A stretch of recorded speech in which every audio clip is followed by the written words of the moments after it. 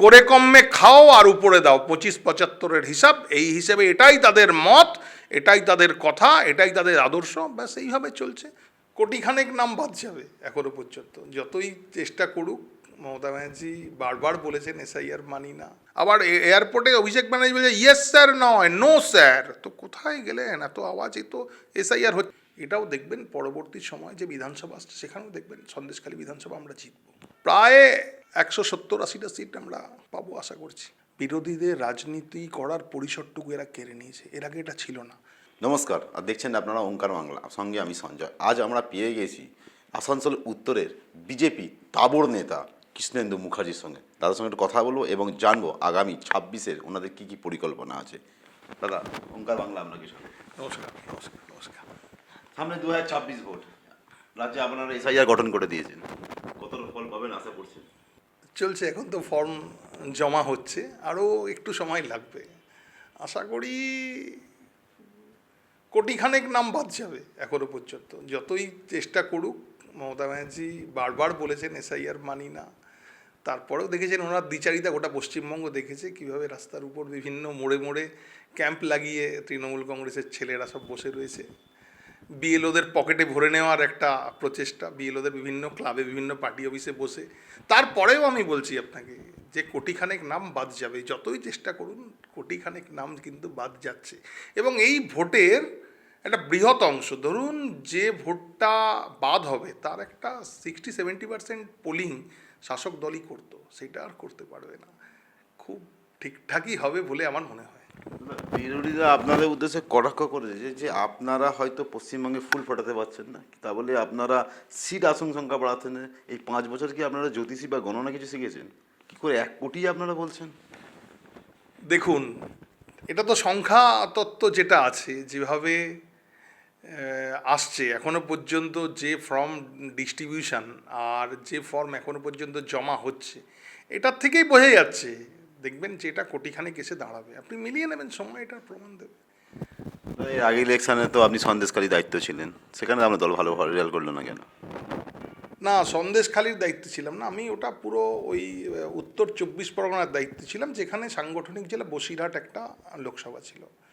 আপনি দেখবেন বসিরহাট লোকসভার মধ্যে কিন্তু সন্দেশখালী বিধানসভাটা কিন্তু আমরা কিন্তু 7,500-7,000-এর উপর ভোটে আমরা কিন্তু সন্দেশখালী বিধানসভা জিতেছি।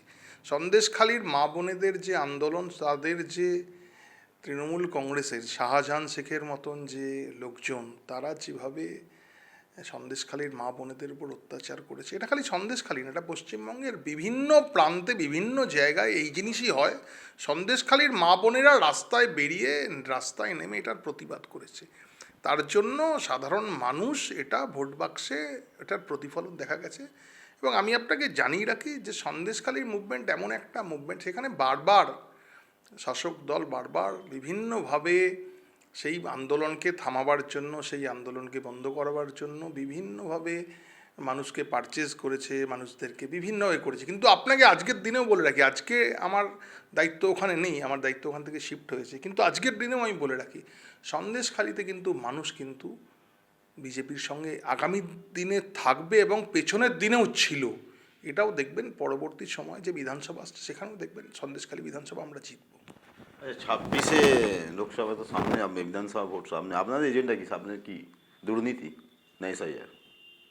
এসআইআর তো একটা প্রসেস, এটা একটা প্রত্যেক আপনি দেখুন আমাদের লাস্টে 2002-এ হয়েছে, এটা তো একটা, এইটার সঙ্গে রাজনৈতিক কোনো ব্যাপার নেই, এটা ইলেকশন কমিশন এটা করায়, এটা যথাসময়ে এটা হয়েছে, এটার সঙ্গে নির্বাচনের কোনো ব্যাপার নেই। নির্বাচনের ইস্যু যেগুলো রয়েছে, এই যে চতুর্দিকে যে আপনার দুর্নীতি, তৃণমূল কংগ্রেসের ভুরি ভুরি দুর্নীতি, যে আপনার এসএসসি কেলেঙ্কারি থেকে শুরু করে, কয়লা থেকে বালি থেকে শুরু করে কোনো কিছু না, বাথরুম পর্যন্ত বাদ নেই, কোনো কিছু এমন জিনিস নেই পশ্চিমবঙ্গে যেটার মধ্যে তৃণমূলের নেতাদের দুর্নীতি নেই। আমাদের লড়াই এই দুর্নীতির বিরুদ্ধে, এবং আমরা এই নির্বাচনে যাব এই দুর্নীতির বিরুদ্ধে। এবং আর একটা জিনিস, যেখানে মাতৃশক্তির চরম অবমাননা, মানে মাতৃশক্তির নিরাপদ নয়, আমাদের এখানে নারী সুরক্ষা নেই। আপনি তো বুঝতে পারছেন, প্রত্যেক মাসে আপনি যদি রেকর্ড উঠিয়ে দেখেন পশ্চিমবঙ্গে মেয়েদের উপর যে অত্যাচার, মেয়েদের উপর যে লাঞ্ছনা, যে নির্যাতনের শিকার বাংলার মায়েরা হচ্ছে, এটার প্রতিফলন ভোট বাক্সে হবে। এটাকে সামনে রেখেই আমরা ইলেকশনে যাব।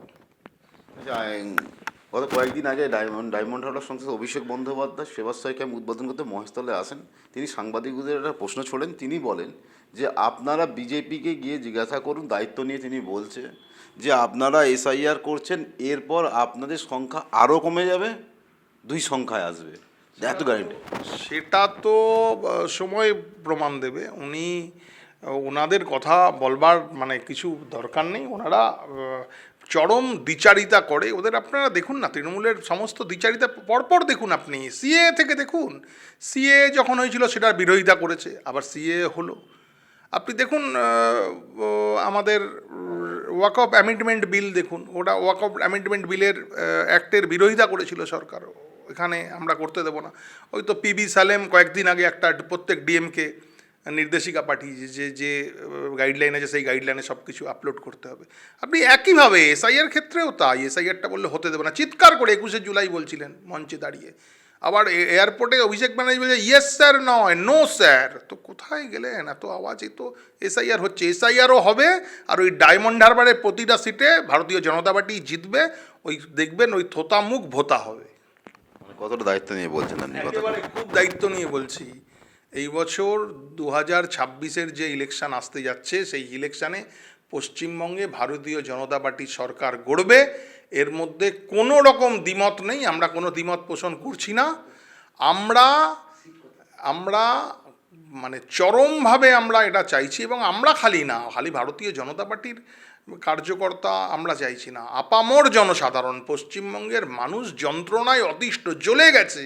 মানুষ বলতে পারছে না, অবরুদ্ধ, মানে গলা তাদের আটকে ফেলা হয়েছে, কিছু বলতে পারছে না, ভাষাতে বলতে পারছে না যে এই দলের সঙ্গে নেই আমরা আপনাদের ভোট দেবো, বিজেপিকে ভোট দেবো। যত ভয় দেখাবে তত ভোট বিজেপির কাছে যাবে। আপনি দেখবেন 2026-এ আমরাই সরকার বানাবো। কটা সিট পাবেন আপনারা আশা করছেন?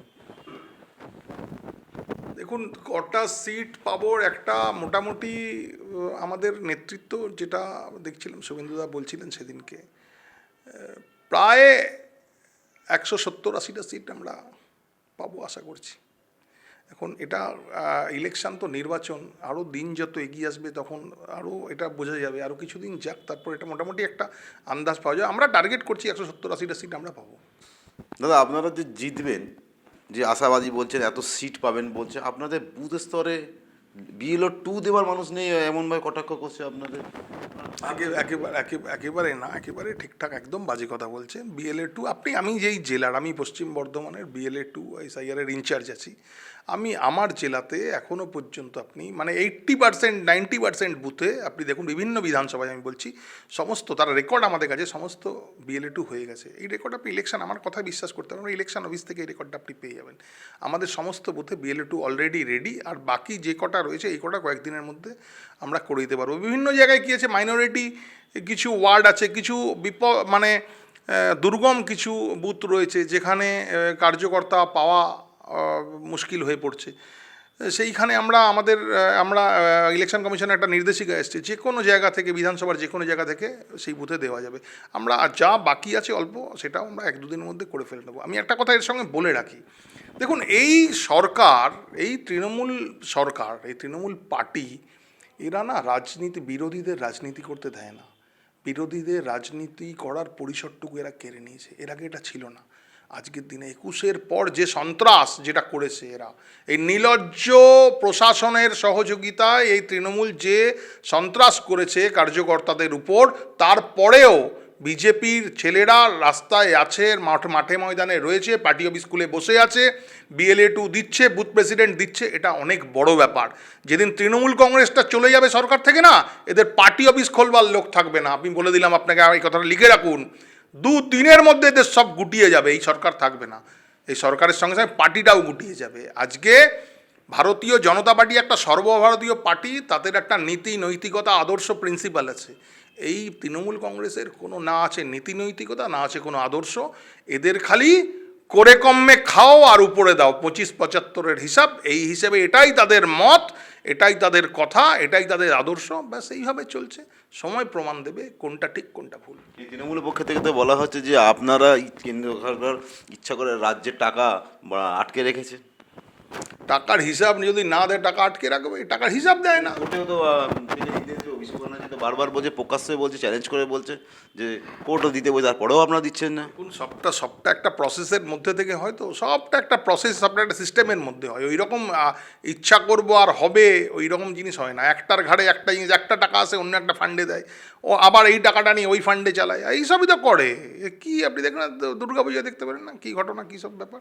এই যে রোহিঙ্গা 1 কোটি আপনারা ভোটার বার করছে, কিন্তু বর্ডার তো দায়িত্ব বিএসএফ, সেন্ট্রাল রাজ্য সরকারের নয় দায়িত্ব না, তাহলে কি বলবেন? দেখুন, আমি দীর্ঘদিন আমি ওই বর্ডার এরিয়ায় বনগাঁ বসিরহাটের আমি দায়িত্বে ছিলাম, ঠিক আছে। ওইখানে কিভাবে পারাপার হয় সেটা বা আপনি যদি ওখানে যান ভালো করে বুঝতে পারবেন। বিএসএফের কতটুকু দায়িত্ব, বিএসএফের তো ক্যাম্প করতে দিচ্ছে না। বিএসএফের যতটা এরিয়া লাগবে কাজ করার জন্য, যেখানে ক্যাম্প করার জমি সরকার দিচ্ছে না, আপনি বলছেন নিরাপত্তাটা পুরো দিতে। এত বিস্তীর্ণ অঞ্চল, হাজার হাজার কিলোমিটার খালি জায়গা, জলের উপর বর্ডার, কোনো তার কাটা নেই, কিচ্ছু নেই, মানুষ তো ওখানে কিভাবে আসবে? আর যে বিএসএফের উপর দোষ দিলেই হবে? আপনি দিন না, যে চেয়েছে যে জমিটা দেওয়ার, সরকার পশ্চিমবঙ্গ সরকার কই দিচ্ছে না তো, দোষ দেওয়ার বেলায় খালি বিএসএফ করছে না। এমনি বিরোধীরা এটাও তো বলছে দিল্লি বিস্ফোরণ হয়ে গেল, নিরাপত্তা কোথায়? দেখুন, দিল্লি বিস্ফোরণ হয়েছে, এইরকম তো ঘটনা যে কোনো জায়গায় হতে পারে, ঠিক আছে, কিন্তু তারপর কি হচ্ছে দেখুন, পুরো র্যাকেটটাকে তো কতক্ষণের মধ্যে, একদিন দুদিনের মধ্যে পুরো গুটিয়ে নিয়ে এলো, সবটাকে ধরে ফেললো। আমাদের ইন্টেলিজেন্স এত স্ট্রং যে একটা বিস্ফোরণের পর তার পুরো টিমটাকে তো ধরে ফেললো। সে কাশ্মীর থেকে বলুন আর ওই উত্তরপ্রদেশের থেকে, সব জায়গা থেকে অ্যারেস্ট হয়ে গেল এত জলদি। আমার ক্রাইম হওয়াটা যে হতে পারে, সেটা যে কোনো জায়গায় হতে পারে, সেটাকে ডিটেকশন করার খুব জরুরি আছে।